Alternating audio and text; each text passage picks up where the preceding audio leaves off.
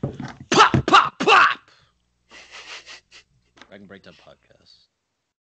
It is I, your host with the most. It's Jackson Bragman, joined by Gabe Goose Efros, as I am every week. But Gabe, I'm not even going to let you say anything yet. Because today, we're welcoming in a brand new co-host to the Bragman Breakdown family. He is the one and only Gabriel Greene. Yeah, all right. Just pretend that there's cheers and like a studio audience. We filmed a little late and due to COVID This summer, restrictions. wait until we pop out this summer with the sound effect. Hey man, exactly. But also, because of COVID regulations, we can't have our studio audience. But just know they're normally here. This is a one-time thing. One-time thing. Anyway, yes, very very happy to be doing this. Obviously, as I guess like some people may or may not know, but I was doing my own sports thing, and I'll still do that. It's hard talking to yourself. It's like Right. Yeah. because you just all you do is second guess yourself, and there's nothing to bounce off of. Even if the other person isn't really saying much, it's very hard to talk to yourself for more than a couple minutes at a time. So this made the most sense, and here we are. Yeah, so we're very happy to have you, Gabe. We've got two Gabes on the podcast now, so Yeah, this is gonna be. We gotta figure this out. You gotta figure out how to do Goose. this. We've got Gabe. Goose's brother Max, who will join us later. Actually, this is how we met Gabe, is because Gabe's brother Max is on a podcast with Gabe Greene, the Shameless Plug podcast, fantastic music podcast. I would strongly recommend go checking that out. Yes, sir. Max calls you cousin Gabe because his brother's Gabe, so he needs a. He calls me that. No, he calls him cousin Gabe because Gabe Greene is Gabe Xavier's Greene cousin. is cousins with Xavier, who is another. Bro, I've host never of heard the this. Shameless Plug podcast. He calls me this. Yeah, that's what Max said the first time. He said because one time he said Gabe just after coming home from recording, and I said what? And he goes, no, not you. He said cousin Gabe. I'm like, oh, okay. I mean, it makes sense. It makes sense. Or nephew. Some people know Xavier calls me nephew or Neff. It's not accurate. He's like a couple years older than me, but whatever. Yeah, so we'll have Max on later. Max is not a huge sports guy, but he's going to help us break down some of the top hairstyles in this upcoming NFL draft. So we're very excited to have him. It'll be his debut on the podcast. But Gabe's been here before. He knows the drill. We've got some interesting topics on the docket today. Do we have any special requests for where we want to start out? I mean, we've got a whole bunch of stuff. Julian Edelman retiring, the whole Aaron Donald situation with his I mean, Aaron Rodgers is on Jeopardy right now. A whole bunch of NBA stuff. The Jake Paul Ben Askren fight is tomorrow night. We're recording this Friday night, so this will be up Saturday or Sunday. But where do we want to start, boys? I have something interesting. The MLB. I know you guys aren't huge baseball fans, but shout out to Akil Baddoo. He's been killing it for my Tigers. He's the one positive we've had in like the last 3 years, so that's always nice. Yeah, it's been an interesting season so far. JD Martinez looks like the MVP, and Dodgers and Padres are playing right now. So yeah, that's the two best teams in baseball according to pretty much anybody. So I'm probably gonna watch that in a little bit. Yeah, the Red Sox started out 0-3, but they heated up. I don't think they've lost since then. So JD is looking good for sure.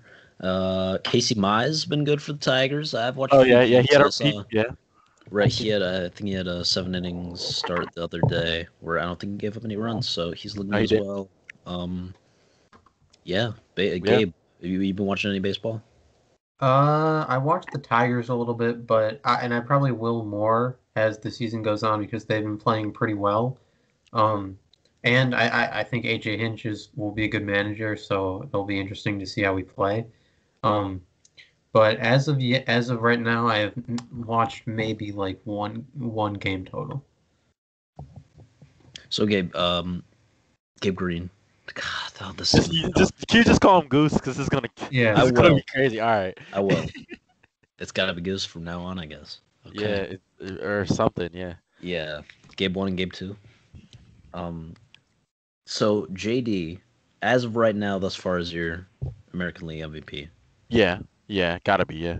Where are you going with National League? Where are you going with Cy Young? Who do you like this year? You got to fill everyone in because a lot of people haven't. I feel like looking on social media, the NBA is still where it's at right now. A lot of people are still on that high for March Madness. A lot of people haven't really gotten into to baseball yet, from what I've seen. Yeah, I haven't, right. so I need my early season fill in before we move on. All right. Well, I'll start with Cy Young. Cy Young in the National League. So many guys. I mean, it's really just a million really just great pitchers coming out of there. All right. Well, in the American League, I think I'm gonna go Shane Bieber, from Oh, Cleveland. really? Okay. Yeah, he's good. He was my pick going into the season. So regardless of anything this year, I'm gonna stick with Shane Bieber. Obviously he plays for Cleveland. That sucks. National League, I'm gonna go Trevor Bauer. Ooh, Um, new Dodger. I mean the Dodgers have like a few guys who could really win it. I mean between him and Walker Buehler, those two guys are obviously amazing. Of course DeGrom is always good. Um, and then yeah, those guys are obviously great. Somebody on the Padres. Oh, Blake Snell and Yu Darvish as well. But those are to me my guys. Kershaw's of course great.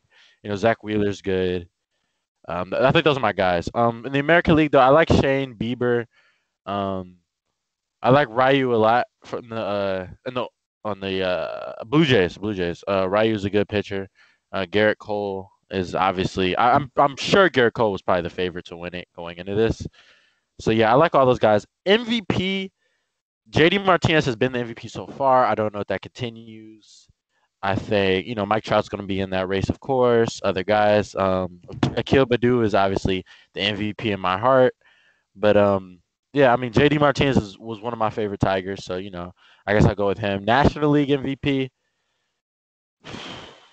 You know what? I'm gonna go. I'm gonna go.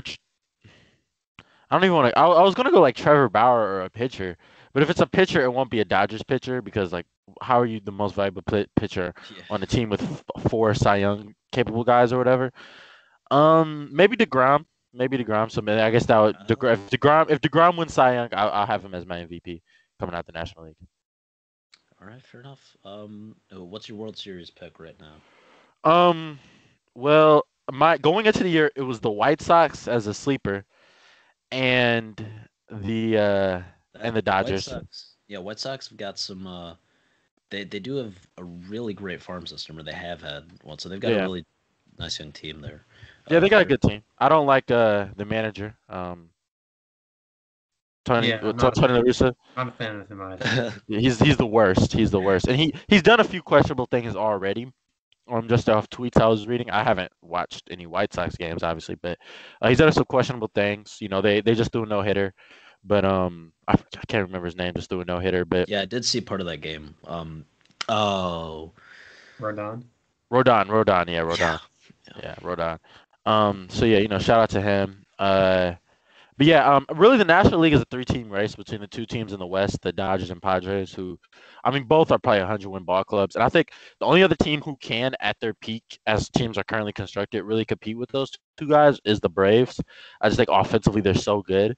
They have questions on that team, pitching wise and stuff. But I think really it's a three-team race in the National League. The Mets, I know what people are high on them. We're high on the Mets coming in. I think they're good. I just don't think they're as good as those three teams. And in the American League, I mean, it's really open. The American League is a little more open. You still got the Rays, of course. You got the Yankees, who, as good as the Yankees are, they were really bad against good teams last year. So we'll see in a stretched out, non-condensed season where you're playing every team. We'll see how that plays itself out. You got the Twins. They can't win playoff games, but they can somehow break that. Then I think they're in that race. So yeah. But the White Sox were my a sleeper team I had making the World Series. All right, Goose, do you have an opinion or not really? Too early to say for you.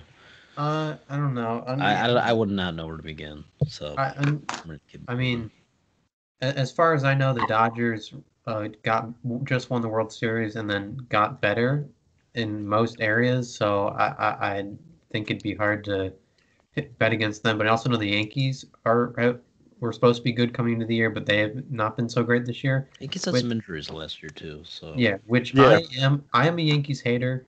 I believe we had a unreleased podcast about this, but I am a Yankees hater. So I like seeing them fail. All right, there's a little baseball fill-in for the day. Let's get a little more in depth on some football, basketball stuff. Where do you want to start, Goose?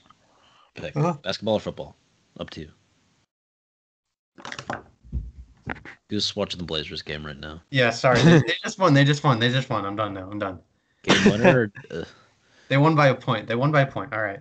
Defensive Let's start with football because I feel like ending with basketball. There's more to talk about. All right. Yeah, I agree. Football. Julian Edelman. I really don't want to do the whole Hall of Fame thing right now because I'm done all week long. So, I mean, Chris, here's the bigger question here. We can sit here and talk about is Julian Edelman in the Hall of Fame?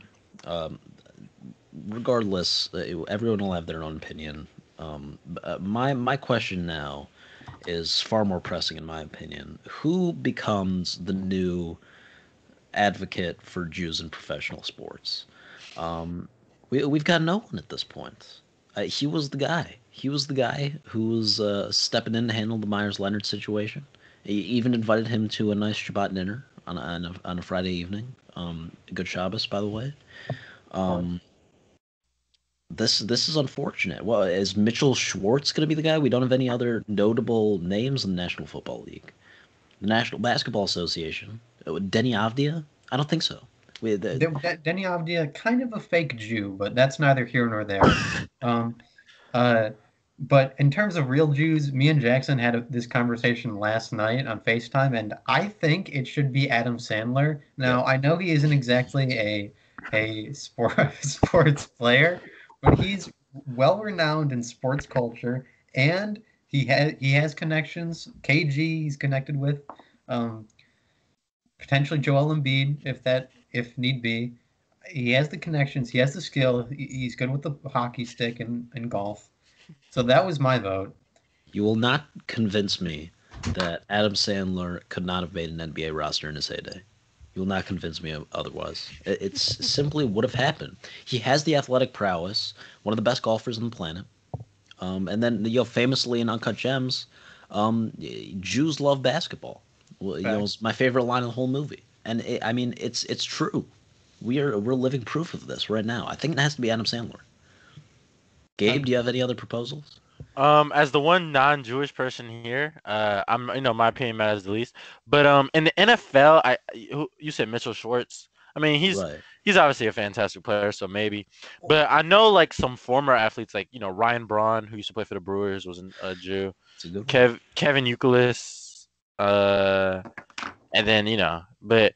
Ryan Braun's got an interesting backstory. Yeah, I'm looking at a list right now. The only notable athlete, and this isn't even NFL, who's like still really playing and doing anything, is Sue Bird, who's obviously she's a phenomenal basketball player. I would not have known that. Yeah. So is Ian Kinsler, who used to play for the Tigers. Ian Kinsler, of course. But I think it's weird. Taylor Mays and Amari Stoudemire. I knew he was Jewish. Oh my gosh, Amari Stoudemire! I forgot about that. He converted to Judaism. He did. He did. I have a pick neither one of you would have came up with in the NFL. Right. You ready? Yep. Jerry Jeudy. It's Jerry Jeudy. I was going to say that. It's Jerry Jeudy. The Jew. Yes. The Jew. For those who don't know, he wore a Star David like pendant chain, and people asked him about it, thinking maybe this guy's Jewish, and we just don't know. He said, "No, people call me Jew." So I can't even say it without laughing. Like it's like the coolest, weirdest, maybe offensive thing ever. And nobody's really offended. Who's mad? See, he did have to apologize last year. Was anyone mad? I was not mad. I don't know why you would be mad. Yeah, like it's come on. Dope. Yeah, it was. I don't know. Disrespect. It was pretty funny, but I don't know. It's interesting. Yeah, the Jew. He was just pulled up to the combine with a Star David necklace. That's the first time it caught my eye. Yeah, Jerry Jeudy's had some interesting tweets in the past as well, right? Gabe? Yeah, shout out Big Bird. Yeah, Elmo and Big Bird. They were making him act up when he was our age. I don't see it, but Me neither. Still, excellent content to find on draft day. Yes. And Adam Sandler. That's a great choice. It's not, but it is. Like it kind of just shows the state of the Jewish athlete. They just got to wait till I get in the league. Right. That's facts. That's actually facts. Yeah, I mean, there's not an advocate for Christian athletes for whatever that's worth. That's Trevor Lawrence. He's coming Tim in. Tebow. Oh, it's got to be Trevor Lawrence. Never mind, he's super religious. Tim Tebow obviously was, yeah. Muslim athletes. Enes Kanter. Enes Kanter. A similar Kyrie Irving might be a black Muslim. Yeah, can we talk about that for a second? Yeah. So he's fasting for Ramadan. Yeah. And he's Muslim now, which I did not know until a couple days ago. Do you have any more info on that or no? Nah. Real quick though, shout out to Kyrie. Yeah, shout out. Just relating to all this, it kind of made me think like Kyrie gets a lot of hate, and whether it started in Boston, obviously when he was in Cleveland, I think he was like one of the most universally loved athletes in sports, period. And I mean now we see this, and I don't like the hate he gets. He obviously, as important as basketball is to him, it seems like social justice and his family are more important.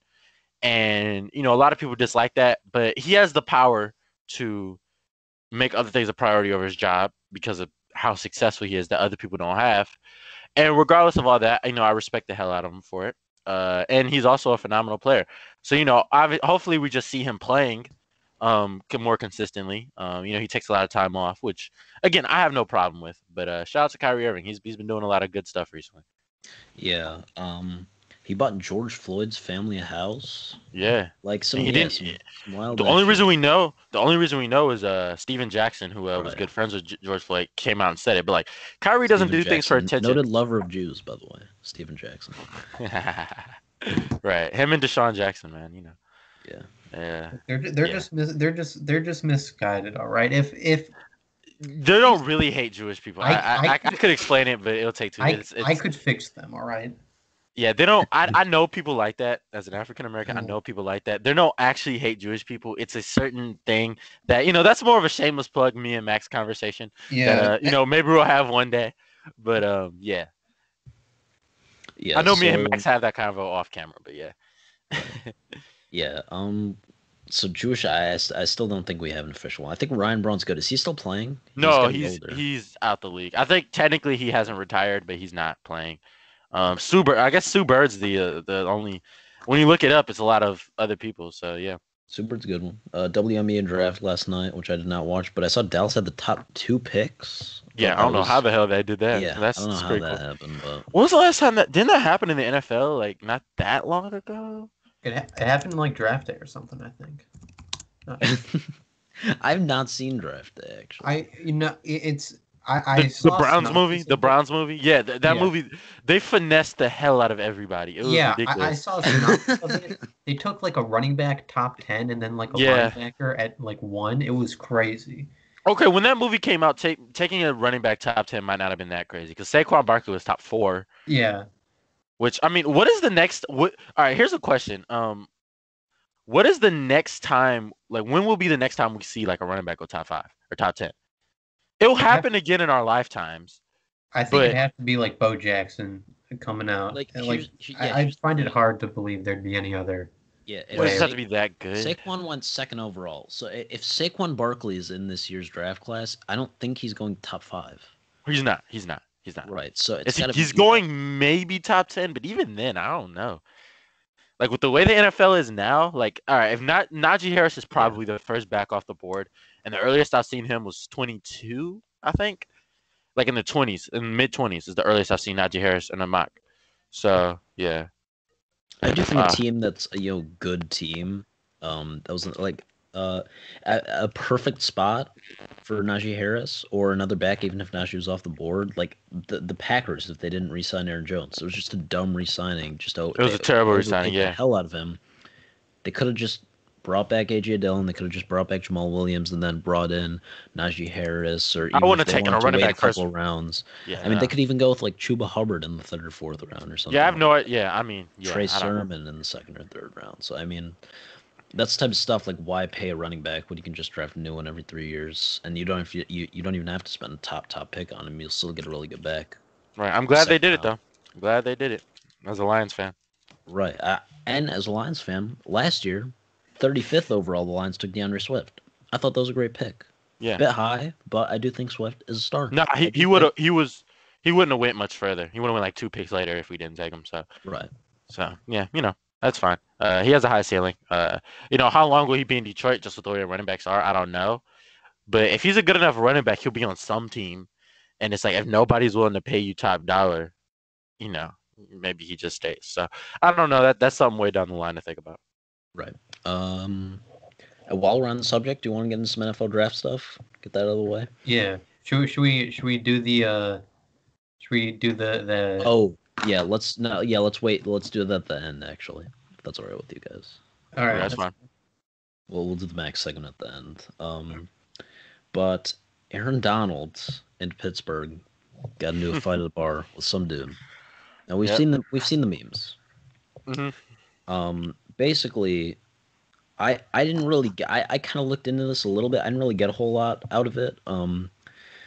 The guy that was most insightful for this was Pat McAfee, because obviously is a guy that's a big partier, and I don't really watch the show regularly, but once in a while they just pull up the clips on YouTube, and he was talking about this, and just talking about the Pittsburgh party scene, and how this happened at like 3 a.m. And that at 3 a.m, Pittsburgh's got this whole like kind of like Greektown in Detroit. They've got this whole lineup of like all these shitty bars, like all down the street, and so with crazy music pumping, and some shit's gonna go down basically at 3 a.m. It's a rare W for Skip Bayless. He said that past midnight. Gabe's already Goose is already rolling his eyes. Past midnight, nothing good can possibly happen to a professional athlete past midnight if you're out in public somewhere. Or if you're Skip Bayless. Skip Bayless used to pack it up after 10 p.m. I swear. That's when he goes like nuclear on his terrible takes. Yeah. Late at night, he's a demon. He gets on demon hours late at night. He's feeding for that's when he throws in the worst tweets when he thinks no one's looking at his Twitter account at like 1 a.m. But that's when he goes that's when he does is Rondo better than CP3. That's when he does Jalen Suggs shot is all luck, and that's probably the most frustrating time.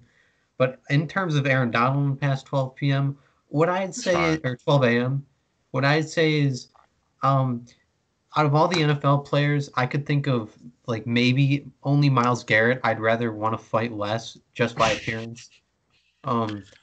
Fighting Aaron Donald, who is probably the most jacked player in the league. Right, so basically, let me just explain the context first, and then we can dive into it. So this dude, his story and what his lawyers are saying is like that he accidentally bumped into Donald, accidentally bumped, allegedly, and eventually, there was a war of words which escalated to the two guys going outside, and that is where.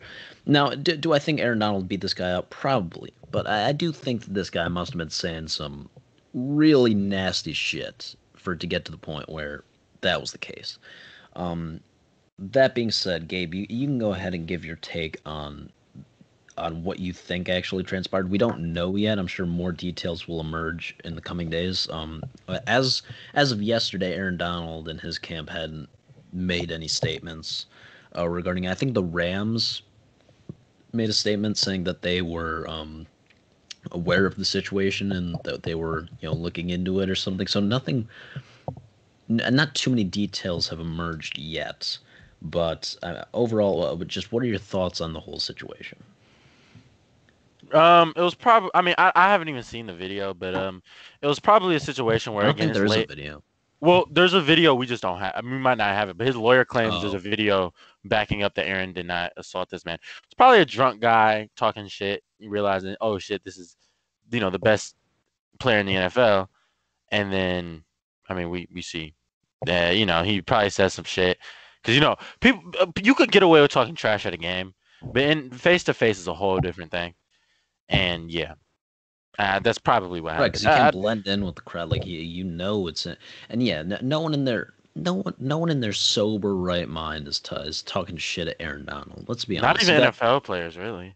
too many. Yeah, some dude drank two drinks, got a little overconfident. I don't know if there's a video. Did you see the pictures of this guy after the fight? This Was it dude's bad? eye was like stitched shut. Like this dude was fricked up, man. Yeah, Aaron Donald must have bull rushed him. Must have brought out You have to the. like touch him once. It's not that hard Yeah, for Aaron Donald to do that. He brought out the knives, maybe. Not but That actually. shit is you got insane. the. This is a dude that trains with fucking knives in the off season, bro. They're dull, but still. Don't. Yes. Don't fuck with like I Listen, think that story. Don't fuck with any pro. Don't mess with freaking. I don't know. Aaron Donald. Everyone's massive in the NFL. I'm trying to think of someone that's not. Devontae Smith. Okay. Don't fuck with Devontae Smith. Devontae Don't Smith could fucking probably go. fight though. He's an amazing athlete. You just think his reaction and his Right. coordination and stuff.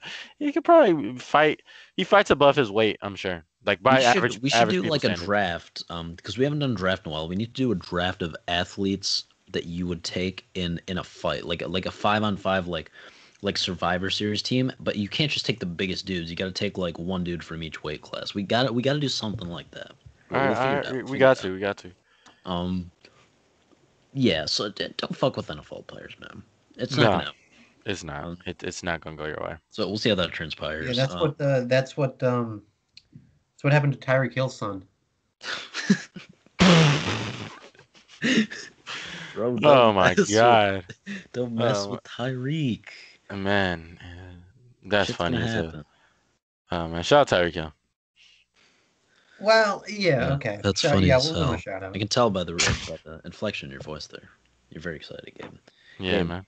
How about have you seen Aaron Rodgers on Jeopardy?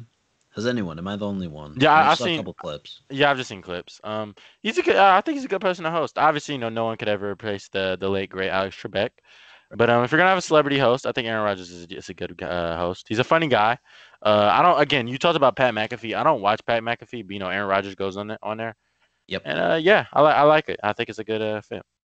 Yeah, I don't know if anyone saw how the whole attraction for Aaron Rodgers to potentially be a host started, but when he did, there was a Celebrity Jeopardy a few years ago, and it was him, and it was like two like smart ass. Kevin O'Leary was on that show, who's on Shark Tank, and just smart businessmen, entrepreneurs, and Aaron Rodgers crushed them in Celebrity Jeopardy. So I think that's how the traction started because he went absolutely ballistic. And so smart guy, there's a difference between athlete funny and funny. There are very few athletes that people think are funny that are actually funny. People think LeBron is funny. LeBron's not actually funny. The only reason people think he's funny is because he's LeBron James. Do you see what I'm saying here? Yeah. Blake Griffin's actually funny. He's a funny guy. Charles Barkley, funny guy. I'm not gonna lie. He's not just athlete funny. He's legitimate funny. That's a rarity in the world of sports today. So that being said, Goose, where are you at with Aaron Rodgers on Jeopardy? Well, I don't know. Aaron Rodgers, he has family issues, so I feel like that it's just a collision course for a naughty guest to come on and say something about how was your Thanksgiving, and it would just go downhill from there. I'm not on Jeopardy. Yeah. Yeah, do you watch Jeopardy? Jeopardy is like for old people. I know, but that one guy was, trash talking him over the yes, I saw NFC that championship game. I'm just saying it's a possibility. I think I was pretty surprised at that actually. I think that's about the farthest. That was ballsy, man. I agree. I don't know if I would have said that. I wouldn't. I probably would not. That was a bit ballsy, man. I don't know. Yeah. Who's to say that guy didn't get his eyes stitched shut after the show? Maybe we just didn't hear about it. Jeopardy beef. Yeah. Anyways, Jeopardy's for old people, so we can move on. What else? Dive into some NBA stuff that I want to get a legit conversation going. I feel like we're just kind of running through shit. We Well, got yeah, the Well, wait, NBA wait, is wait. the only. Before we do this, once something clicks, then we'll before do we it. switch to NBA, I do got another NFL thing. Sure. Yeah, go ahead. That I guess we might as well throw in there since we're done.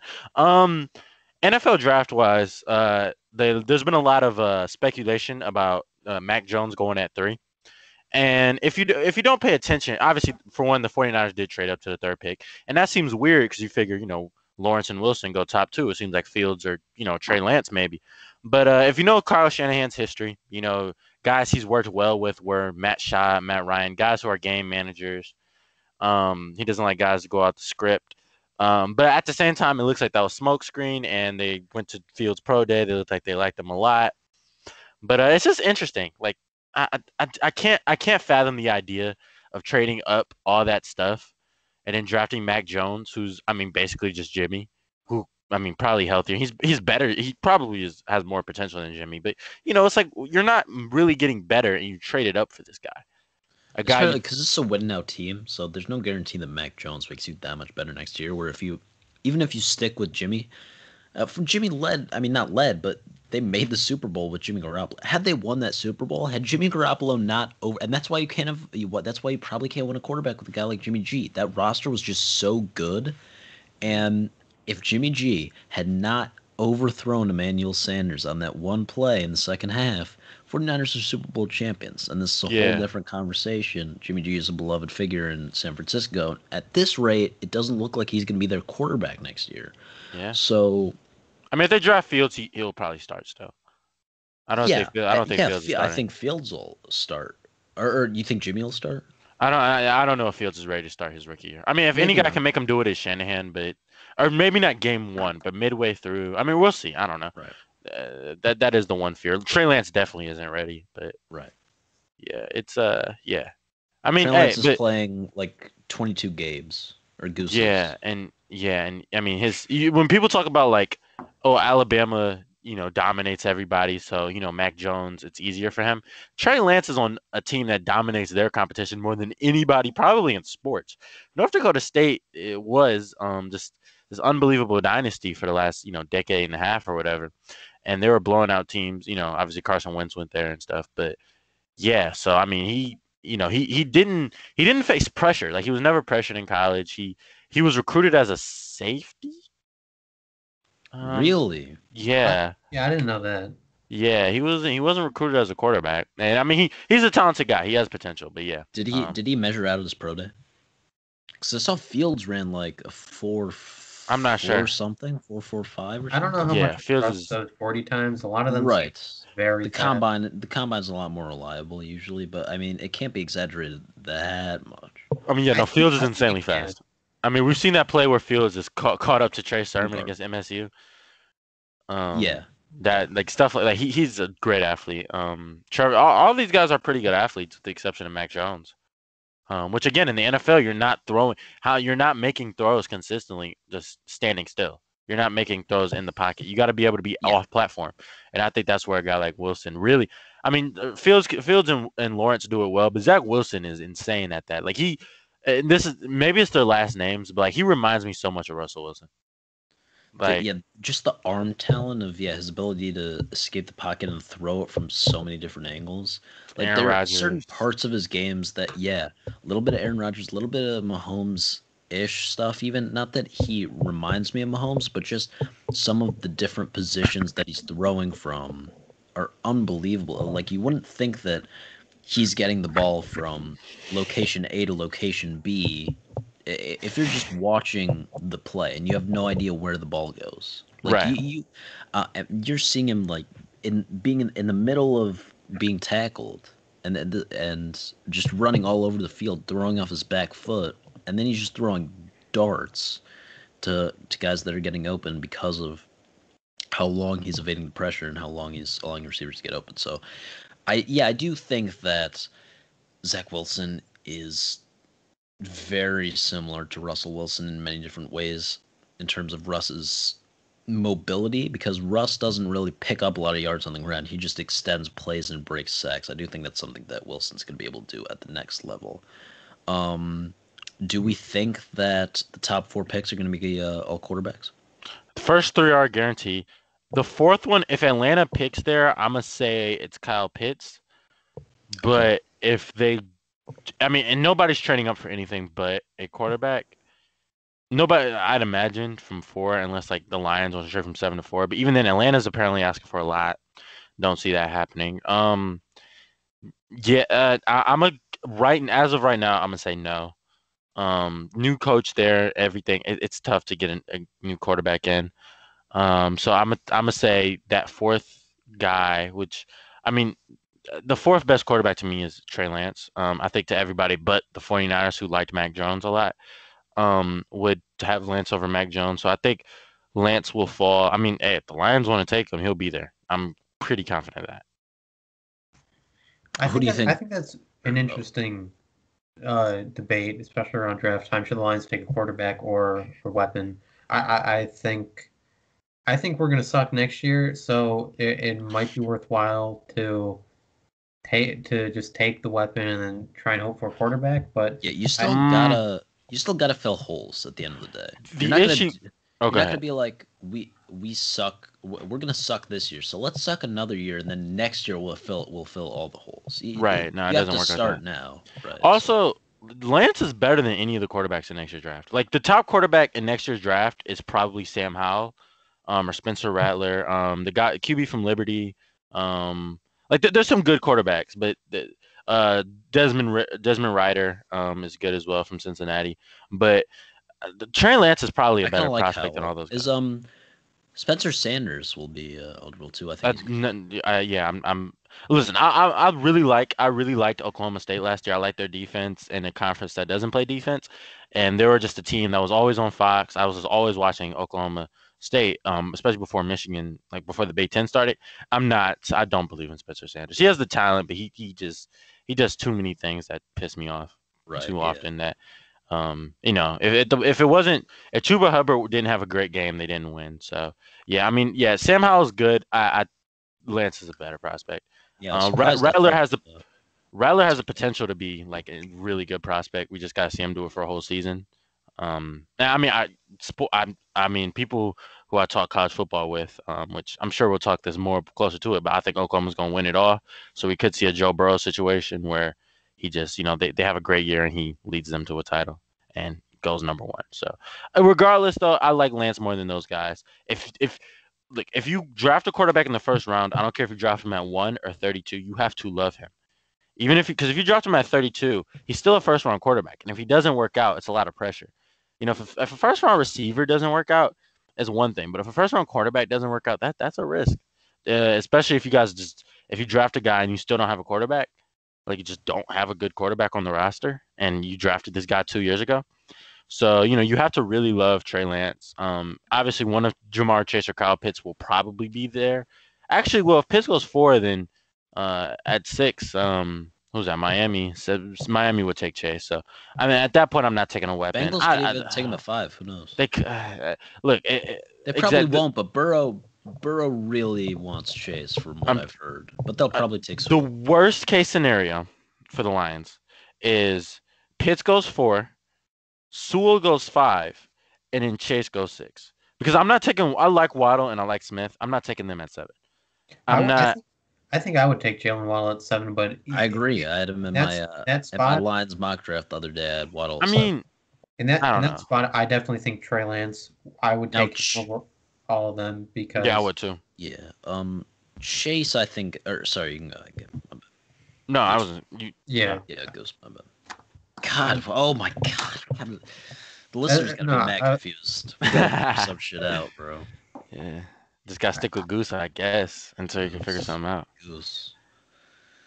I mean, I just think that if you solidify the QB position, then especially with the new head coach, you're setting yourself up for success like you didn't have with Matt Patricia and Bob Quinn. Yeah, well, I do know that Dan Campbell did attend Trey Lance's pro day. He seemed intrigued, so something to keep your eye out for. But I mean, yeah, I'm hoping they take a receiver. I'm bummed they didn't keep Galladay, but since they didn't, I mean, you got to move on. So, I I mean, I'd rather have Chase for the next 5 years than Galladay, and arguably even Waddle. Chase is a next level player. He's really good. I think that he is honestly much better than Justin Jefferson was in college last year. I think he outplayed him by a lot, and I really liked Jefferson coming out last year as my number 2 receiver. So just by Judy, but I had him ahead of Lamb. I had him ahead of Ruggs. I was a big fan of Justin Jefferson. I think that Chase is that much better. So if the Lions can get Chase, I think that's a no-brainer. But oh yeah, definitely. I mean, even if Sewell slides to them.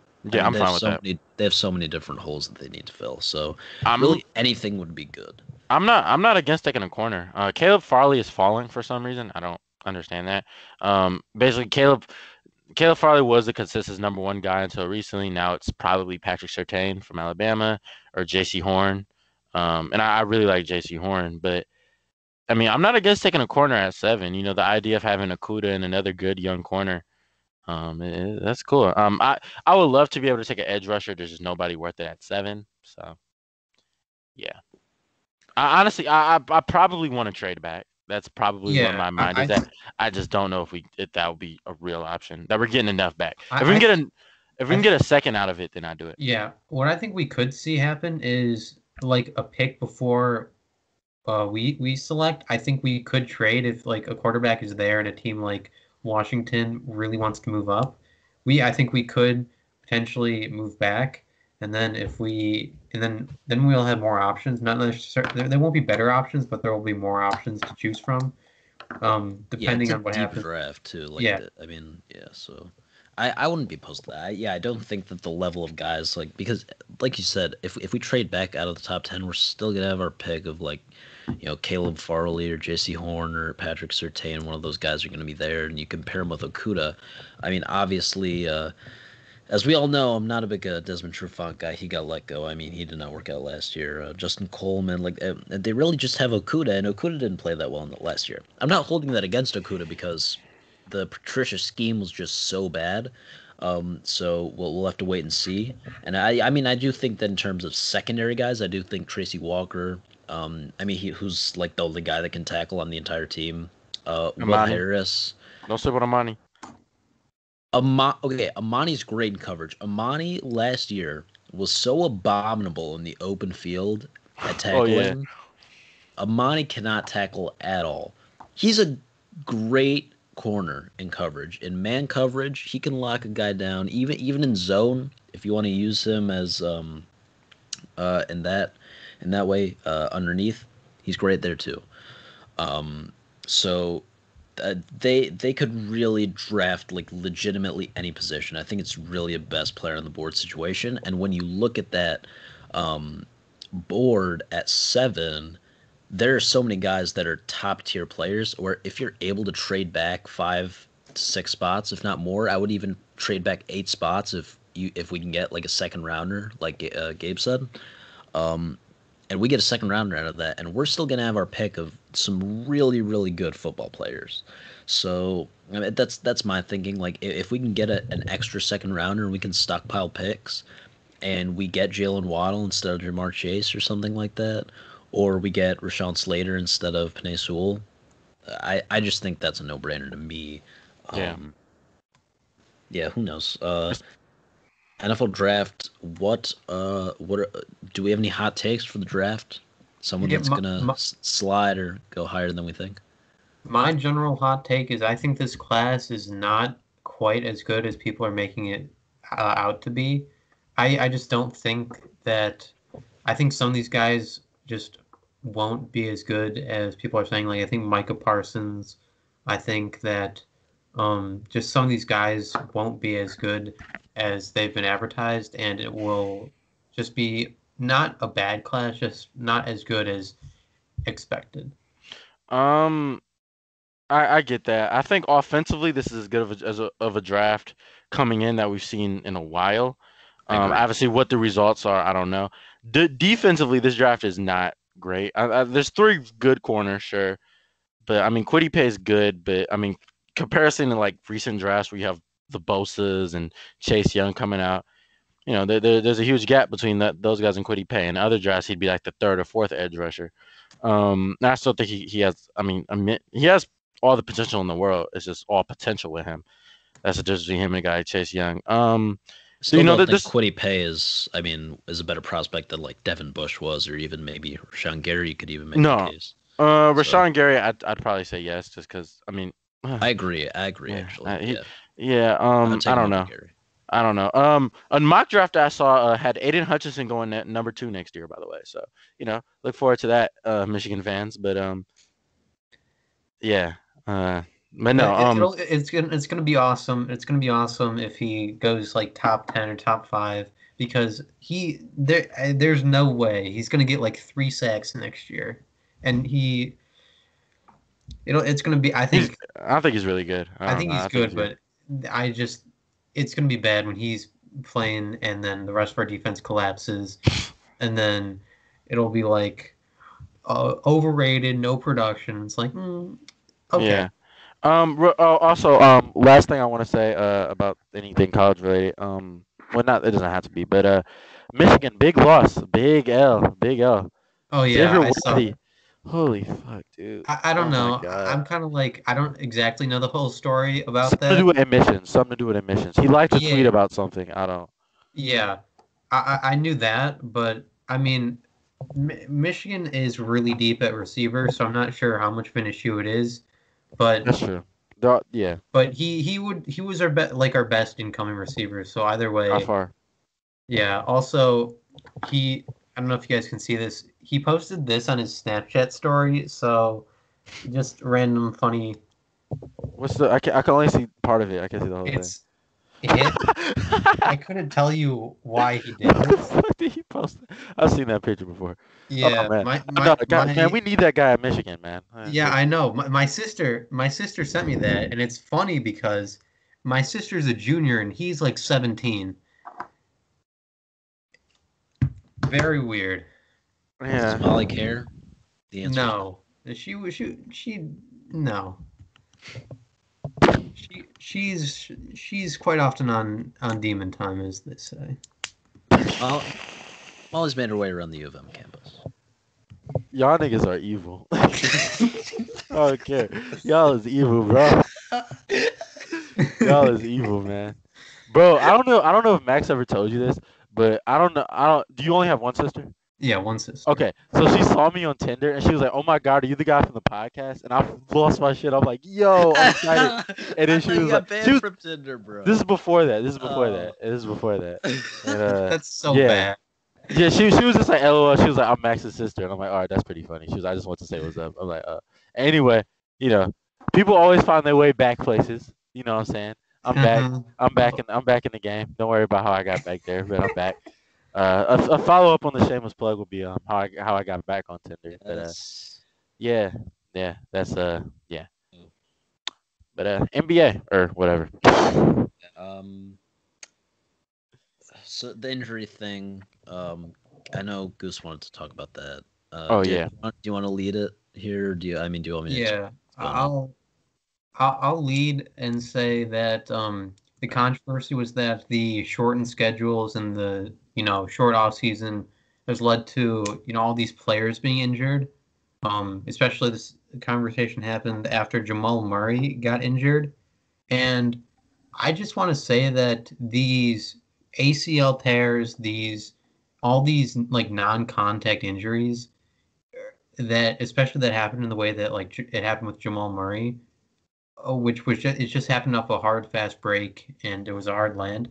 I don't really think it has anything to do with like conditioning or any of that because it was just a lot of it happens after really tough plays, and there are some instances where I think like maybe with like James Harden, who has missed time due to various hamstring injuries or whatnot. But for the most part, I just think it's players playing hard and getting injured as they would normally. Well, there are a few main reasons that people are freaking out about this. Here's what's really causing the injuries is obviously the schedule is more compact because of the late start time. The Nuggets, in that game that Jamal Murray went down, pretty wild stat. I came prepared here. I've got some statistics on hand. This was in the fourth quarter, near the end of the fourth quarter of that Nuggets game.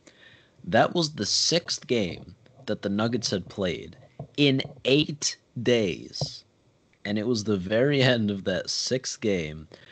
Like, that's insane. 6 games in 8 days? That's nuts. baseball. That's some baseball shit.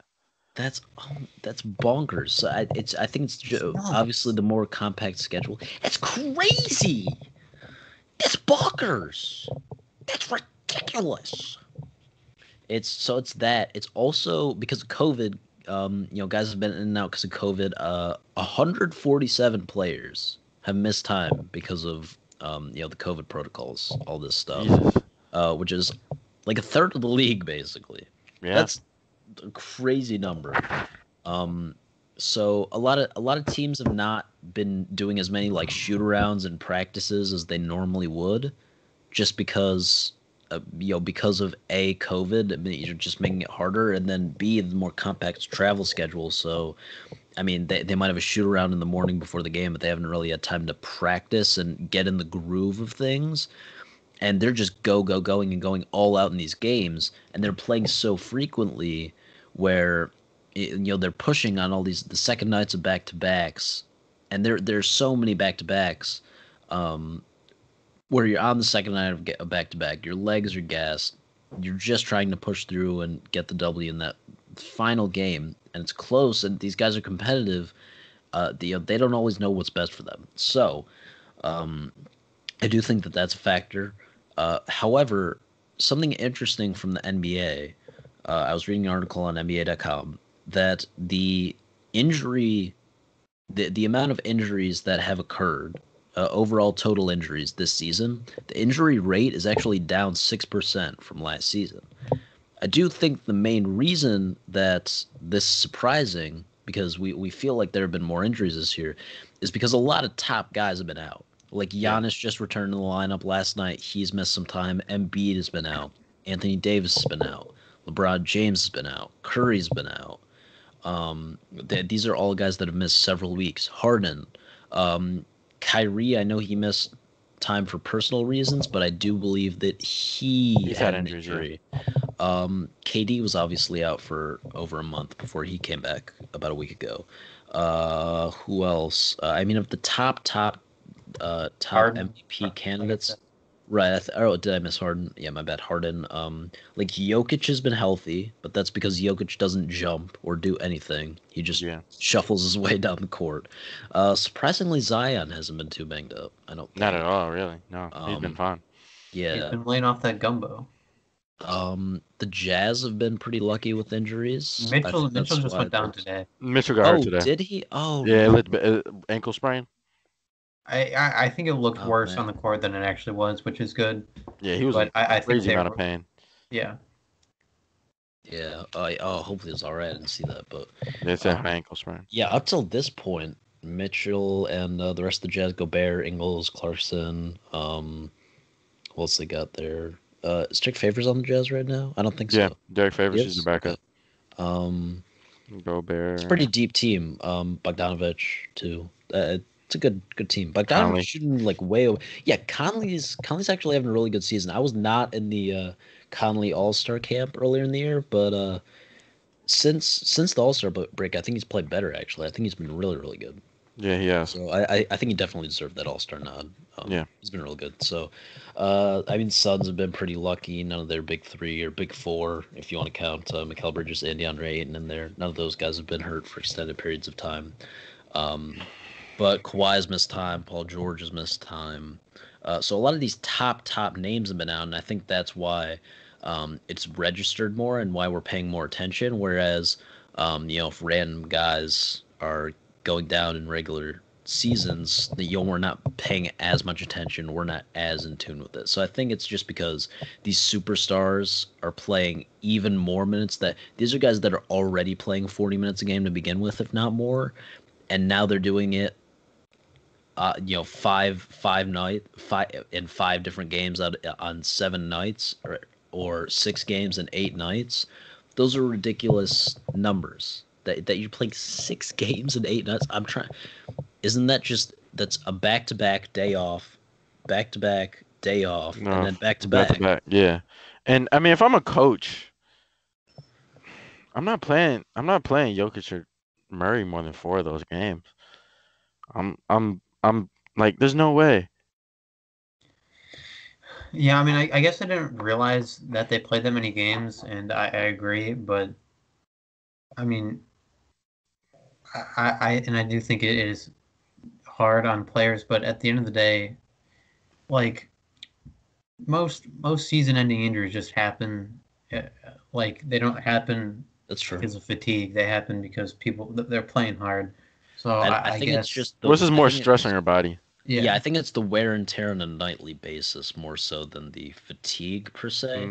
Mm. But I think that it's more. I don't know if I think I agree more with Goose than Gabe on this. I don't know if I would only play Jokic and Murray 4 games. I just would probably go with more of a minutes restriction But type that works deal. too. That works too. I Either think one. yeah, I think that's probably the approach that I would Either take. one.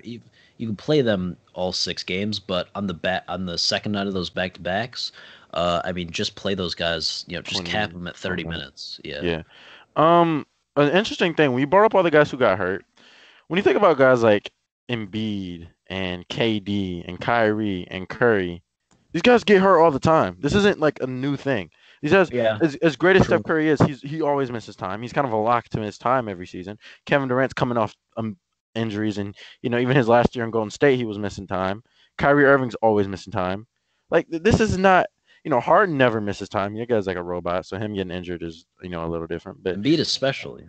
I Embiid is remember when that one year Malcolm Brogdon won Rookie of the Year on the Bucks. yeah, And put like Brogdon 7 points wasn't a even game. that good that year, but Nobody else Embiid, was. yeah, Embiid missed his first season, and then his second season he only played like 30 games, and some people actually voted for him for Rookie of Oh, the he Year. was amazing though. Like Brogdon was like an 8 points a game guy, and B was like he was putting up like 18, 19 a game, and was playing good defense. Like it made sense. Yeah, But yeah, like these guys get hurt. Like Embiid's been better health wise, sure, but like it's not. Come on, these guys. This isn't uncharacteristic for these guys. LeBron James, as much as you could say it's uncharacteristic career wise, he's also 36, 7.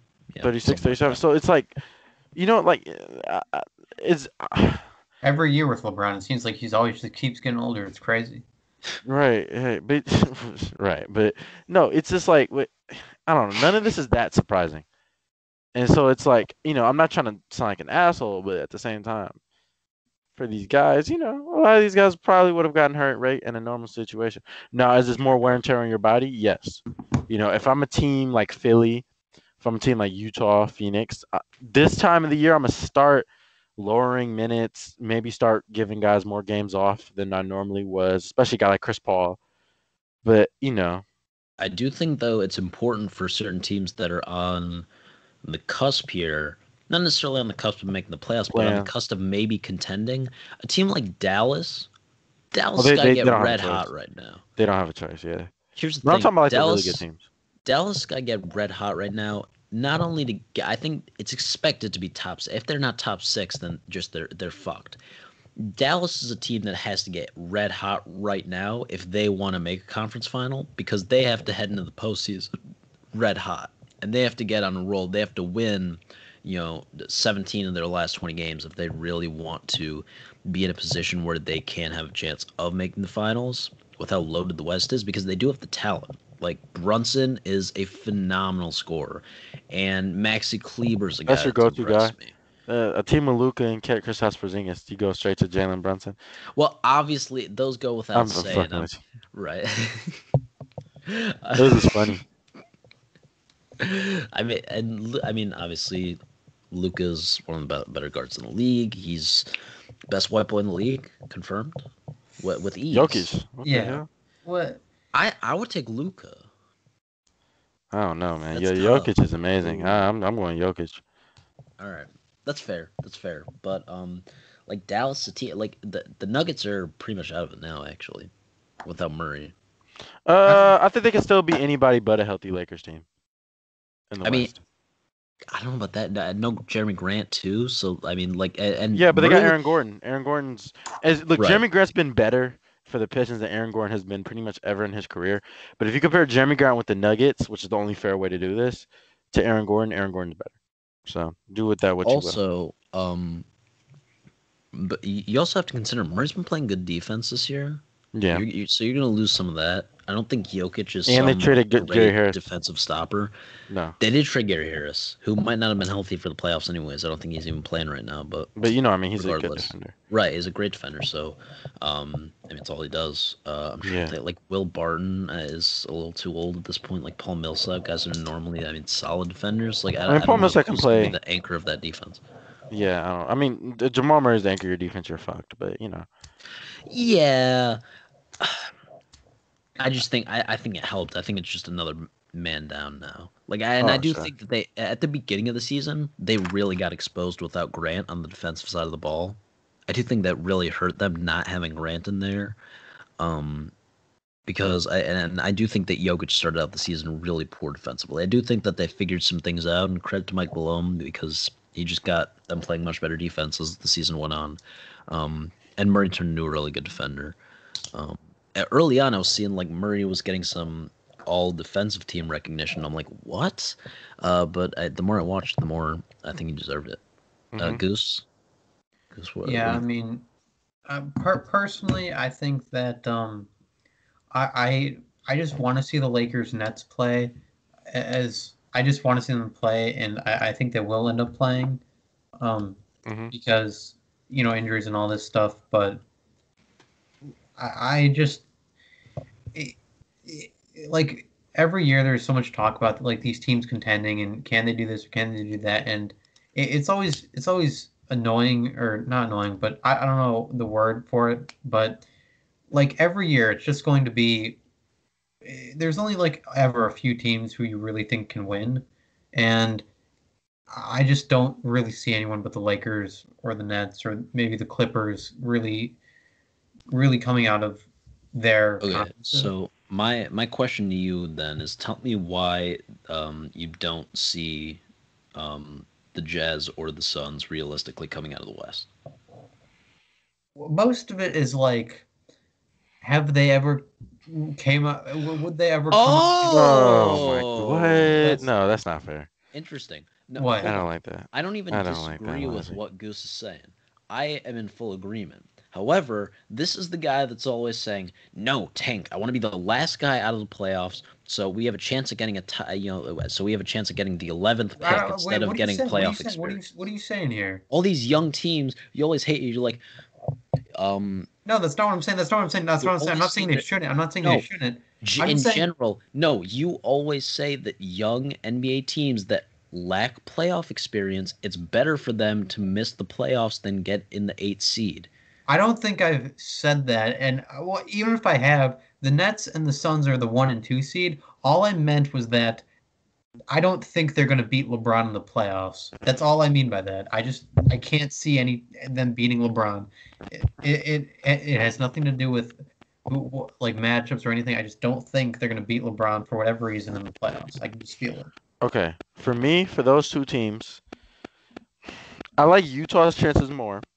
Because Donovan Mitchell, we've seen Donovan Mitchell go nuclear in the playoff series. We've seen him. He can be the best player on the court at times against anybody, but, And, Devin Booker, I don't know. It seemed like there's something missing from Devin Booker's game. Like, it seemed like he's not as good as he should be, just based on, like, his career trajectory, which is maybe sounds crazy to say that because he's still a phenomenal player. And obviously Chris Paul's having a career year, which is, again, wild to say for a guy who's, in his 30s, but upper 30s. But, I don't – something about – I don't know if it's DeAndre Ayton and just the rest of that team. I just don't trust them. Utah, though, I mean, they can defend well. And by they can defend well, I mean Gobert. However, Gobert having to step out scares me against certain teams. And then offensively, I mean, they can just get hot from three, and they could score with anybody. I actually think Utah can compete. I think Phoenix is a piece away. Yeah, Utah shoots the most threes in the league. Almost half of Utah's shot attempts are threes, which is nuts. Which, you look at their roster, though. I mean, between Ingles, Bogdanovich, it's a good shooting Conley, team. Mitchell takes threes. They've got a bunch of guys. O'Neal. I would imagine they have at least Clarkson. 3 guys, and I don't know who they would be. They have to have at least 3 guys that are shooting over 40% from 3. Clarkson probably is, and if he's not, he might be shooting less because he shoots so many threes. But Joe Ingles is usually a guy who's always in that range. Right. Bogdanovich, maybe Royce O'Neal, maybe Mike Conley. I think Mike Conley is like yeah. Probably I mean, not Mitchell, but again, Mitchell's he takes a lot of. I mean, yeah. right. His frequency is so high. Clarkson up to 17.2 points per game this year. 6th man of the year. It's not even. I don't even know who's close. Only 35% from 3, but he's shooting. He's leading the league right now in free throw percentage with over 95%. Yeah, and I mean Clarkson, I'm sure takes a lot of threes. So even though he's not, he's 35% is about league average. He's still better than an average 3-point shooter because frequency. Right, because he's just checking him up there all game. Right. Speaking of efficiency and guys who are taking a buttload of threes, guy that took 13 3 balls last night, scored 33 points in a win that got the Golden State Warriors back to 500. Stephen Curry, is on a bit of a rampage right now. In his last 3 games, 53 points, 42 points, 33 points. Did it last night in only 34 minutes. He scored 33 points the night before, 42 points in 29 minutes for Curry. Is Steph Curry back in the MVP conversation? Yes. I agree. I mean, like if this is a team, if this team finishes top 6 in the West, yeah, he's got to win it. And he's averaging I think 35 points a game. Come on, dude. I think, while I do agree, I think that's like out of the question at this point. I mean, I don't think the Warriors are going to get there. Yeah, I know it's hypothetical, but I think he definitely is in the conversation. I just don't know how much of a conversation that is. Personally, I think Jokic is the clear favorite right now. I don't know, Embiid, no. Yeah, or Embiid, and I just really don't see any other player touching them right now. So I mean, he's in the conversation. I just don't know how much of a conversation it is. How can you forget about Dame? You of all people. Look, as well as the Blazers played when CJ was out, as well as the Blazers played with CJ and Nurk were out. But the past week or Dame's two, my pick right now. The past week or two, there have just been games that needed to be wins for the Blazers, and Dame just has played bad. And maybe I'm just tunnel visioning it a little bit. He's played great the rest of the year, but it's just lately he's not been playing so good, and it kind of has, for me, lost some of the traction on his MVP case. If we're going off the term most valuable player, how is it not Chris Paul? Take the jump Phoenix made. It's not just Chris Paul. It's Monty Williams. It's everything. I see what you mean, because I hate when people conflict and confuse most valuable player with best player. There's a clear difference. But they always give it to the best player. Like the voters do it too. They do, which is unfortunate. But Chris Paul, I still think there's a certain threshold that you have to be at. You have to still be playing at a high enough level before I can award you the MVP. Like, you can't, because Chris Paul is not having a top 10 season in the NBA right now this year. Most valuable, okay, all right, yeah, maybe. I still think that, I'm not saying you have to have the best season, but I do think you have to have. That's what I'm saying. He's had like the most valuable. He's been like the most valuable guy. You could maybe argue that. It's not out of the question. Look, as much as you want to say this, the 76ers are still good without Embiid. Jokic has played all year, sure, but you can argue, look, if Jokic was going to win MVP, you could argue it should have been a different year because, the last couple of years they've been the best team in the West, record-wise, or, first or second best team in the West the last couple of years. And then they're not as good win percentage-wise. So it's like, well, their team kind of took a step back. I mean, you could say, sure, they lose Jeremy Grant or whatever, but, yeah, I mean, I think it's Jokic or Embiid. There's very good arguments for both. If Embiid didn't get hurt, I think it would clearly be Embiid. Right. And yeah, I think a lot of people wrote Embiid off when he got hurt, and partially I did too. I would say it's between Steph and Embiid. I would say Embiid's favorite right now. He didn't miss as much time as I thought he would. Yeah, exactly. Last 3 games, he's averaging 37 points per game. Jesus Christ. And yeah, so And he defends better than Jokic. Yeah, he 30, 36, 39, and 36. So yeah, 37 a game. So, yeah, he's balling. He's a great rim protector. That's part of his game that flies way under the radar. Yeah. He's super effective from that standpoint. Also, when talking about Philly defense, I kind of have a hot take. Ben Simmons might be the best defensive player I've ever seen on the perimeter. And I've watched a good amount of old Scottie Pippen. Not a lot, but I've seen some classic Bulls games. Right. I've obviously watched Kawhi Leonard, prime Kawhi Leonard, because Kawhi Leonard is you can probably say regress defensively. Tony Allen's another guy who comes to mind, but Ben Simmons' defense, oh my god, dude! Like at times it's just like you can't move. Like certain guys just can't move against this guy, and he can switch 1 through 5. He's gonna finish his career as a top 3 perimeter defensive player of all time, undisputed. And he's probably going. I mean, he's going to win Defensive Player of the Year this year, probably. And you I mean, should. yeah. Well, a lot of people are still in the Gobert camp. I think Gobert's defense. Look, Embiid destroying Gobert kind of proved the weakness with Gobert, which is he's a great weak side defender and stuff. But 1-on-1, he struggles at times. That doesn't struggle, but he's still really good 1-on-1. But I mean, he's not like teams Ben Wallace. With good big men go at Gobert. Like Embiid, Jokic, these guys are not like afraid. Like it's not like these are teams that are not going to the paint just because Gobert's down there. I know. When you look at, sorry. I mean, I get that, but I just think having a one man. That is the one thing with. Yeah, just having someone, just one person lock down the whole paint. Like I watched the Blazers and Enes Kanter. It might as well not. He just like isn't there on defense, and it's just so easy to get a layup. Or it just going straight to the rim from the perimeter against the Blazers. And I just wonder if they had someone who's like maybe like 3/4 of Rudy Gobert in the paint, what would happen? So I'm still conflicted. I think Rudy Gobert's impact is certainly bigger, but if you want to say Ben Simmons has been the best defensive player, I'm sure I would not argue that. So one more NBA thing I want to bring up is the play-in tournament. Oh yeah, Mark Cuban and Luka Doncic recently said that they're not in favor of it. Granted, I do think that they're like the Mavericks are 7th in the West right now, so that means they would be in the playoff tournament. So obviously, if the Mavericks are 3rd in the West or something, I don't think we're hearing from Luka Doncic and Mark Cuban right now. So.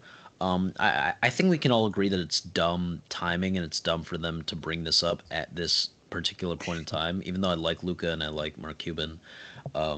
However, are we overall in favor of the play-in tournament, regardless of what they had to say? During the infamous Lemicki season, and when they went down to Orlando, in the bubble, I was in favor of it because I'm like, the season got cut short. Let's give these teams who wouldn't have got in a chance. Neither one of those teams got in, but I thought that was a good idea. This season, 72 games. Everybody, it's 72 games. It's not like a surprise that it's 72 games. I mean, it's not. It should be cooler than it is, but it's like you're basically playing this to see who gets swept. Even though in the West, I mean, there's a chance like if the Warriors get it, the play in, right? Or even the Pelicans, like there's a chance they can give Phoenix or Utah some issues. I don't think they can beat them. I mean, the Warriors can't be. I don't think the Warriors can beat either of those teams. As great as Steph Curry is, the rest of that roster is abysmal. But the Pelicans have a better all-around roster, even if they don't have Steph Curry. Like, would it be crazy if the Pelicans beat Phoenix? It would be crazy headline-wise, but look at those teams. Like Ingram and Zion are really good. I mean, I don't think that's actually a great point. Yeah. I don't know, man. I don't know if it would be that wild. I mean, the rest of that roster is not that good. Like, I mean, Lonzo's been really good. They lost JJ, who I mean is whatever. But they don't have Derek Favors anymore. Steven Adams has been, Steven Adams is, excuse me, whatever.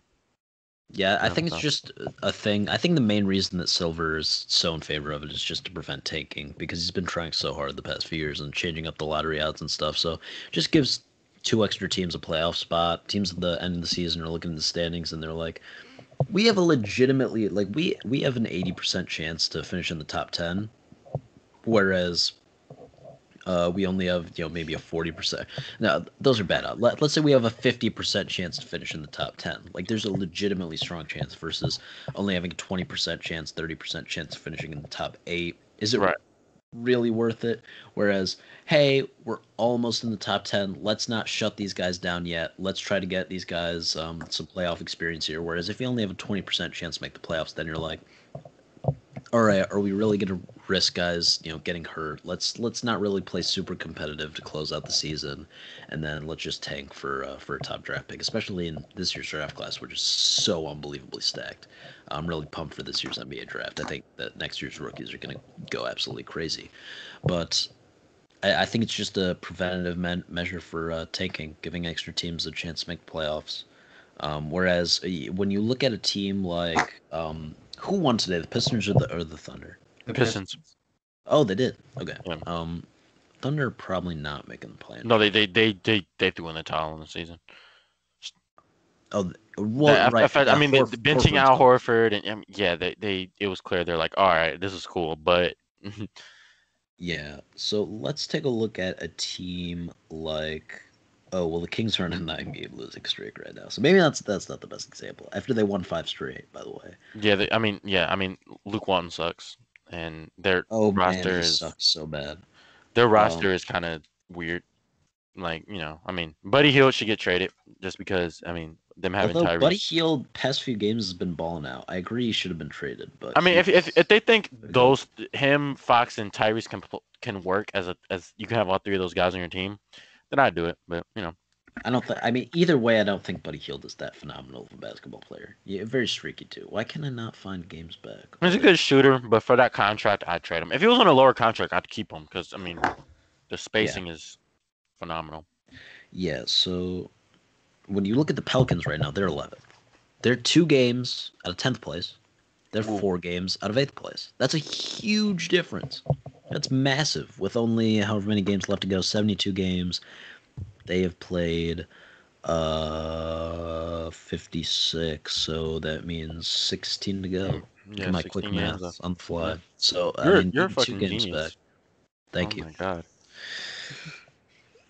I mean, 2 games back versus 4. That's a huge difference. I feel like. I don't know.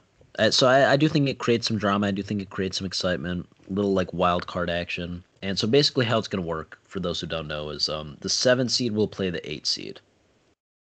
And the 9 seed will play the 10th seed. The winner of the 7 versus 8 matchup, whoever wins that game, automatically gets the 7 seed. Then the loser of that game plays the winner of the 9-10 matchup. So you have the winner of the 9-10 matchup and the loser of the 7-8 matchup, and those 2 teams are playing for the 8 seed. So basically, if you're a 7 or 8 seed, you have to lose 2 straight games to be sent home. If you are a 9 or 10 seed, then you have to win 2 straight games to get into the playoffs. So it's kind of like wild cardy-ish for the MLB. I kind of like it. We'll see if they stick with it. I do think they gotta do something. The playoffs is like there's not really upsets anymore. Like, watching the Nuggets was cool, and them beating the Clippers was a cool upset. But we knew the Clippers. We knew like this was very possible with them. So they're fraudulence. Well, they're garbo. Well, yeah, it was just clear. Like for me, it was like, and even this year, they've gotten better this way. They take too many tough shots. Like they take too many pull-up jumpers and ISO jumpers. It's not a lot of the ball movement on that team isn't great. You mean to tell me fate of the universe on the line with the aliens and the aliens have the Martians with the death beam. The Martians have the death beam pointed at Earth. You're telling me that you do not want to see a Marcus Morris pull-up jumper off the dribble for the win? Dude, I don't know if I've told you guys this. I might have told like Jackson this off camera. Marcus Morris is like my least favorite NBA player. It's not his fault. I hate fucking Marcus Morris. I'm a huge Kyrie fan, as I stated earlier, and Kyrie got a lot of the blame for that last year in Boston. With some of it is him, but nobody points at Marcus Morris and Terry Rozier for taking fucking 20 shots a game combined. Like that's nobody sees that as the issue with that team. Like it's all Kyrie. It's not these guys thinking they're. I mean, and granted, Terry Rozier is a very good player, but come on. Like it's, I don't know. I mean, I'm sure. Have you guys seen the graphic of that roster like now? And it's like, imagine this is a real team. It's just like, Kyrie, Terry, Gordon, Jalen, Tatum, Al Horford, Marcus Morris, Yeah, I think Danny Marcus Ainge Smart. Is Danny Ainge the bag fumbler of the year or I, of I'm the I, past it's 2 years? I do think there's something going on in Boston because every time one of these guys is a free agent, they leave. Kyrie, Morris left. Was Morris traded? I don't remember. There was a lot of like speculation that Marcus Smart was going to be traded, and Marcus Smart and Danny Ainge are like good buddies, and there was some beef going on allegedly. Like that, there might be something going on there. Yeah. What trade was that? Was that Aaron So- Gordon that they were going to trade him for? Probably, Yeah, I think it was Aaron something Gordon. like that. I mean, look, I don't. I mean, they're playing fantastic basketball right now. They're heating up. Yeah, Jaylen Brown last night. You posted 40. on your story. That's the only reason I saw it. 40 points on 85% shooting 17 percentage. to 20. This guy's insane. 17 to 20, 40 points. Wow. Like, and I didn't see his misses, but I think one of them was like a shot he had to take, like shot clock. So I mean, yeah, he was fantastic. Against the Lakers, who, Lakers aren't great, but they're a very good defensive team. Even without LeBron and AD, they play great defense. So credit to Jalen. All right, are we ready to bring in Max? Yeah, let me shoot him a little text. All right. Do you guys want to take a break or just keep going? Doesn't matter to me. It depends on how quickly he responds. I'll say. Let's take a quick break. We're about hour 25 in, so I'll remember that. So yeah, let's take a quick break. And we will be back. Max is gonna help us break down some of the top hairstyles in the 2021 NFL Draft. All right. All right.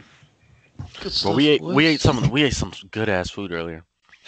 Me, Max, and Xavier. Where were you guys? Detroit. It's Detroit 75. It's on 4. It's near like the bridge to Canada. It's a food truck, and it doesn't look like the food anything special. Like there's a million food trucks kind of in that general area. However, it's always a huge line, so the food's good. I wanted the cheesesteak, but it was sold out. And it was something else I wanted. That was like this barbecue sandwich I wanted. So I ended up getting a shrimp po' boy, if I can talk. It's pretty good, very good. Max got the chicken strips. They were pretty. Or chicken tenders. Goodness! Chicken tenders. Dude, he was like, bro. It was. I knew he was gonna order that too. Yeah. It was a. It was very. That lemonade was insane. Like, one of the better restaurants in the city. This is here to sit in. You can sit here. I'll lean over. It's not a big deal. All right. So I have the 5 quarterbacks. You're gonna. Hello, guys. Hello. You're gonna. What's going on, Max? Power rank. Yeah. All right. You're not gonna introduce me? We will. Give it a sec. We're on pause right now. Alrighty. Yes, here's what? Nothing. It's fine. No, hang on. We're not. Sniff your hair. I mean, he has the best hair. He just looks weird. Yeah, hang on. You gotta save the amounts. Oh. Well, okay. See, I have to rank it myself right now? no. Yeah, that's what we're gonna do. Okay, fine. Hang on. What? Wait. Bragman's gonna introduce you. I think. Yeah. Should we start? Myself. Make us get an idea. All right. Okay. 3. Go ahead, Bragman. I mean, Gabe, I can't say a black guy's hair looks bad. That's very. No. Well, my honest opinion is like this guy. Well, okay. he has the worst. Mac Jones. Hang on. Okay, so Hang on. Let's. welcome back in. The debut of the one and only Max Efros. We have 2 of the Shameless boys on now. Can you see the screen? Is the screen It's there? fantastic. It's black. It's completely dark. Yeah, I know what just happened. The only reason that we would screen share is in case we like clip something for TikTok or Instagram or upload this to YouTube. I'm not sure. But Max Efros joined the program. The whole reason that this whole thing started is last year when Gabe and I were doing a radio show at school. Max called in to talk about... that wasn't me. That was a special guest. That was a celebrity guest. I think Mario called. So anyways, it's all full circle now. We're doing the hairstyles of the top 5 quarterbacks of the draft. So... Max, just take it away, man. Let us know your thought process. Let's walk through this. I mean, my thought process. Let's see here. It's really just who has the most swag. Honestly, it comes down to that. And most people can get their swag from their hair. Some What I people will don't need say their- is, in terms of swag, Zach Wilson did take 2 girls to his high school prom. And then he went to a school where you're not allowed to have sex, so it doesn't. You're right. That cancels it out. Yeah. Well, do any of these crazy ass white boys have more swag than Justin Fields or Trey Lance? That's interesting. Probably no.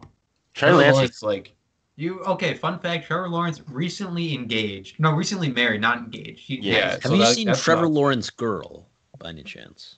pretty sure she's good Yeah, looking. I need to see what she looks like. She's hot. Yeah. She's hot. Gabe, can we pull that up? Yeah, Okay, pull it up. Here, I'll just search right here. No, okay. I'll just search here. Hot girl.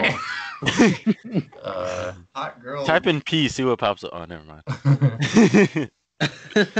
What's Trevor Lawrence? Girlfriend right there. Here you go. No, Trevor Lawrence girl, not girlfriend.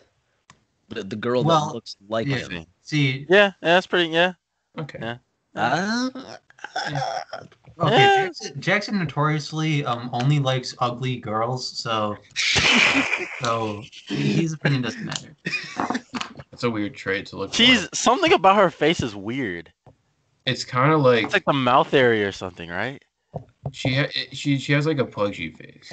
Not Yeah. fat, but like I like his hair more than hers. He Yeah. kind of got her beat.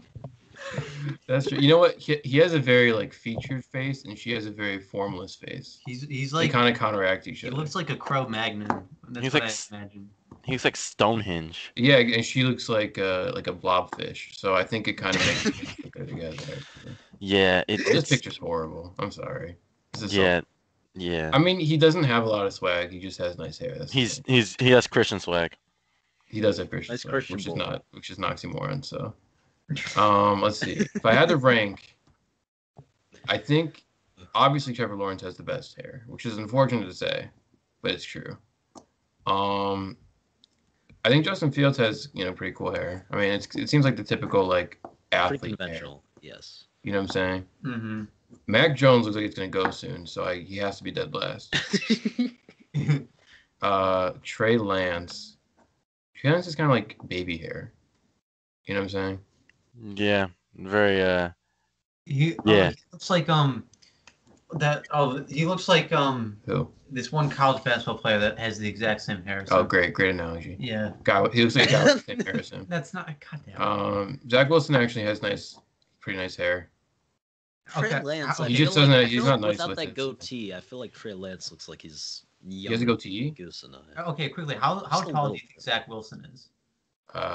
This kid? Yeah, Oh, this is the kid. I was The thinking. weirdest fucking stat ever. I'm already knowing about how weird his height thing is. He's 5'7". he's 6'3". What? Yeah, He doesn't look 6'3" at all. Like if you look at him compared to other 6'3" guys, it's weird. He doesn't have the like the honestly swag, but he doesn't have like the confidence. I feel like. I don't He's know. just That a guy BYU guy. exudes He looks like a overconfidence. he doesn't. He doesn't have the exaggerated swagger of a black Of a team. crazy white boy. Yeah, Yeah, he's probably in 3. I think it goes Trevor Lawrence, Justin Fields, Zach Wilson, Trey Lance, and then Mac Jones. I think that's pretty fair. Mac Jones Yeah. looks like you. He's built like you. That's okay. Yeah. Bill. He's built like you. He Actually, hang on. he has like That's a really. That's hang on. ooh, they did him both. Mac Jones fat. This picture. Look up literally- his cigar. mugshot. This one. okay. Well, that's the swaggiest picture I've seen so far. Also, that looks like you. No, it doesn't. That That's looks a like lie. you guys. First of all, that's a This lie. looks like Gabe 18 months ago. Okay, that's fair. That's fair. Look up his mugshot is kind of cool. I'm also Gabe- talking about the thing Gabe Greene doesn't sticking out even his mouth, know. too. Gabe, Gabe looked okay, like that. Goose No, was he has the least fat swag. as hell. I'm not He's even fat- he's- playing. He's chunky. He was. I mean, well, no. Okay. Let's not do this right now. yeah. I think Some he's. of our friends but, didn't like, recognize You can the see. school Can you see the shit. mouse here? Holy Yeah. shit, that's See what I'm Gabe. doing right here? Yeah. See how it look right here? Whoa! I didn't mean. Whatever. It's right there. It's right there. Okay. Do you see like it's like in the corner here? It's thin. Like it's gonna come out. You know what I'm saying? Yeah, he's gonna go bald. Right. So he has to be last, right? Yeah, no, he's just last for a million reasons. Whoa. Yeah. Okay. So that's fair, I think. And then we'll go backwards. Hang I on. think, like I said, I think he just has kind of like baby hair. Now I'm gonna introduce a bit of wild card here. Well, We're gonna do Kylie Jenner. We're gonna when we got another white boy here. You didn't put his face. Ooh, Kyle Trask. Went crazy. Okay. They all look the same. Yeah, he looks like. Do you guys watch South Park? Do you guys watch South Park? Yeah. Who's He looks like PC Principal. Yeah, he does. He looks the most racist. Yeah. Trevor Lawrence looks fucked up, but he doesn't look racist. Yeah, he looks like he'll go viral for calling like a black woman the N-word in like a Waffle House. Yeah, he looks like he slams beer cans and goes like this and thinks it's cool. Yeah, you went to school with those guys, so I trust you. Yeah. This is like a Pike guy for sure. Yeah. Okay, Oh, for sure. Pike, yeah. I think we got the ranking down. Any other wild boys? Kellen Mond. I'm thinking his hair is like in dreads now. Oh, though, like, yeah. Oh, that's coolest then. By default. Yeah. That's No, pretty- That's not a good picture. That's not a fair Now, picture. I think this might be Max's favorite because I have to do it. This might Oh, be Max's God. favorite. Keep in mind, he goes to Notre Dame. I mean, I hate this man. He has his face is weird in the same way Trevor Lawrence's face is weird. You know what I'm saying? It's Trevor too Lawrence's much. face He is has like too stronger. much of a face. Hold on, wait. Let me share my screen real quick. All Yeah, right. shit, yeah. Okay, I stopped sharing. All right, hold on. Well, Let's take a look. See here. You have to click on the. Oh my God, it's two of me. My life a movie. Uh-oh. Acting too. Yeah, do that homework, boy. neurotic. All right, can you guys see? Big cast girl. Who knows what the Truman Doctrine is, everyone? That was at the end. Oh of God. when they whatever. Oh Uh-oh. hell yeah! This was your quarterback. It's Draco Malfoy. Yeah, this was your quarterback. This kind of sucks. This was your I quarterback. kind of hate this. Did you ever see him? No, I told you I saw what athletes I saw. Yeah. Well, I don't know what the football players looked like. I only did basketball. Yeah, I wouldn't see him and be like, oh, football. Yeah, exactly. I'd be like, oh, Expelliarmus or whatever. I bet Xavier's that way. Yeah, I don't like this guy. I'm sorry. He looks. Who is the Michigan guy? Shea Patterson? How's his hair? Is it normal? Yeah, he's like a normal dude. He has a round face. A round Yeah, face. he's kind of normal. He's kind of boring. Yeah, I mean, I think this. So those are top. What's the deal? These are top five. What? Top five in the draft. Yeah, those are the top 5 QB prospects. Those are the top 5 QBs. All first round guys. I would say we got Trevor Lawrence is the weirdest looking guy ever, so that's kind of interesting. But besides that, I feel like you're kind of average. You know, no fault to the Bragman Breakdown, but I feel like it's a pretty average, list to rank from. Yeah. Okay. Okay. There's one crazy guy, and then Yeah. Now, as a comparison, you had Joe Burrow last year. he's kind of nice with it. I know. In terms of Joe Burrow, are these guys way lower than them? We're talking what? His house Hair. swag. Yeah, swag, hair. I mean, Trevor Lawrence has like good hair. He has great hair. But the whole swag of it, What the hell? that's Oh, dude. She looks like a TikTok girl. She's like Green Goblin. Yeah, she does. I hate this. we can rule this. Oh my God. I'm not sleeping tonight. Fuck both of you. He looks This is gonna- like her on testosterone. Yeah, no, that was a real that was a real girl. Those were two different people. No, I know. I got it. Thank you, Gabe. All right. Would it be weird if they? I mean, Trevor Lawrence is a married man, but like, could he in theory have like sexual relations with her, or that would just be a little? That would be weird, right? It'd be like a scandal, like a Tiger Woods kind of thing, because he's godly man. He can't do that. I know, but I say if he wasn't married. If he wasn't married. No. Oh, you're saying if they like. Yeah, if he smashed the girl who looks just like him. Whoa. That's ego. That's like your ego. That's egotistical. Yo, Like, Yeah, but that's kind of like it's a science experiment. You kind of have to do that to see just what happens. well, that's like the whole things. If like if like two twins have He just pops like out looking babies. like Okay, two we're other not. twins. Oh. Then they're actually siblings or something. He just pops out. I wonder if it would be like that. black type of thing. That's yes, they could upload that video, and a lot of weird fetish people would. Anyway, it's not here nor there. I'm sure Gabe Gold stays a lot more calm and a lot more cool and collected on this than. I kind of have to be. It's sports. Our shit is just like I have to pick us up all the time because like it's just like it goes dead for a second, and I'm just like gorilla grip pussy or something like that, and it's like all right, cool.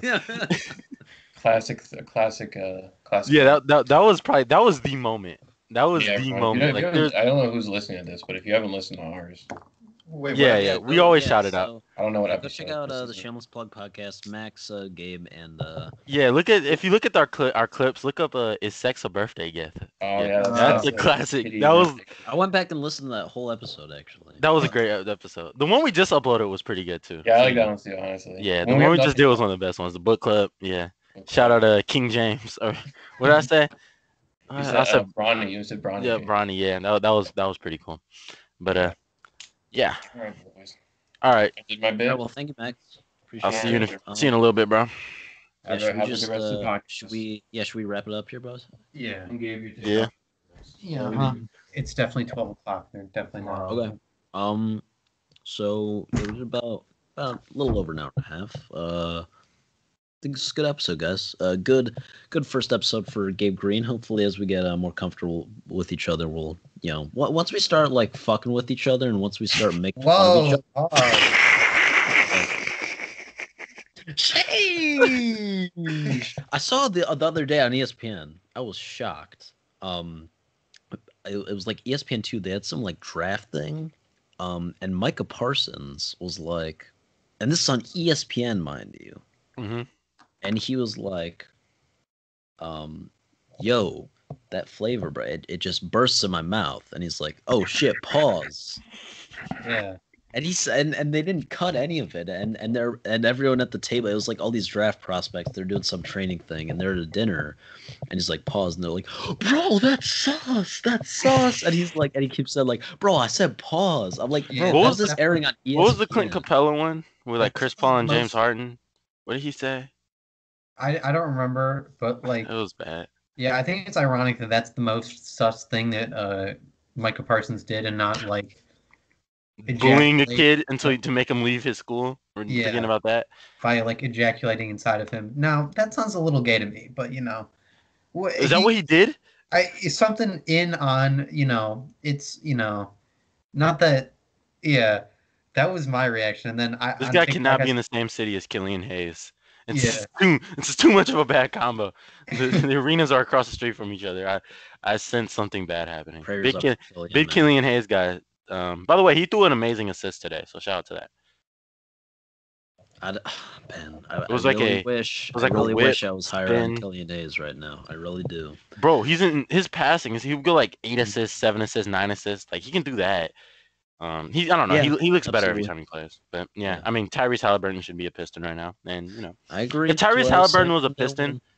if Tyrese Halliburton was a Piston, COVID would have been ended. I mean, the world would just be in a better place, Facts.